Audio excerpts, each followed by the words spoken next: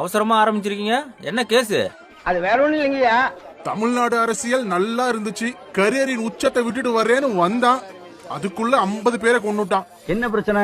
இந்த இருக்கே தற்குறி, அவனோட தலைவன் தான் கரூர் கூட்டத்துக்கு லேட்டா போய் 41 பேர் எல்லாம் கொண்டு போட்டான். ஏற்கனவே அவனை நார்சிஸ்ட்னு வேற சொல்றாங்க, இப்ப கொலை கேஸ் வேறயா?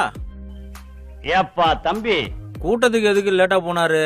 கதறு கதறு. 27ஆம் தேதி ஷெட்யூல் பண்ணது திருவள்ளூர், எதுக்காக கரூர்ல போய் கூட்டம் போட்டீங்க? ஊப்பிங்க தான் எல்லாத்துக்கும் காரணம் ப்ரோ. 3 மணிக்கு பர்மிஷன் வாங்கிட்டு ஏன் 12 மணிக்கே விஜய் வருவார்னு சொன்னீங்க?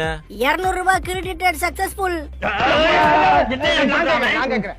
அவன் தலைவர் மாதிரியே இவனும் தற்குறி, சினிமா டயலாக் மாதிரி பேசுங்க, அப்பதான் கேட்பான். கொத்தடிமை கொத்தடிமை. 10,000 பேர் தான் வருவாங்கன்னு ஏன்டா சொன்னீங்க? அண்ணனை பார்த்து பயமாடா? பாதிக்கப்பட்டவங்களை ஏன்டா இன்னும் போய் பார்க்கல? ஜட்ஜி நீயும் ஊப்பி தானே? டிஎம்கே தான் இத பண்ணாங்கன்னு ஏதாவது ஆதாரம் வச்சிருக்கியா? டிவிக்கே டிவிக்கே. உட்கார்ந்து பேசலாம் ஐயா. ஐயா உட்கார்ந்து பஞ்சாயத்து. இந்த மாதிரி தற்குறி அணிலுக்கு எல்லாம் கேஸ் எடுக்காதீங்க, மனுஷனா அவன். கரியரின் உச்சத்தை விட்டுட்டு வந்திருக்காரு எங்க அண்ணன். கோபப்படாதீங்க விஜய், பொறுமையா இருங்க விஜய். இதுக்கு போங்க விஜய். ஐயா நீங்களே விஜய். ஐயா விஜய் விஜய்.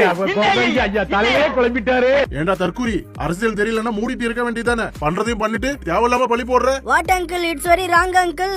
ஒண்ணுத்துக்காச்சும் பதில் சொல்லு. கதறு கதறு. கேட்ட கேள்விக்கு பதில் இருக்கா? தற்குறி தற்குறி தற்குறி தற்குறி தற்குறி.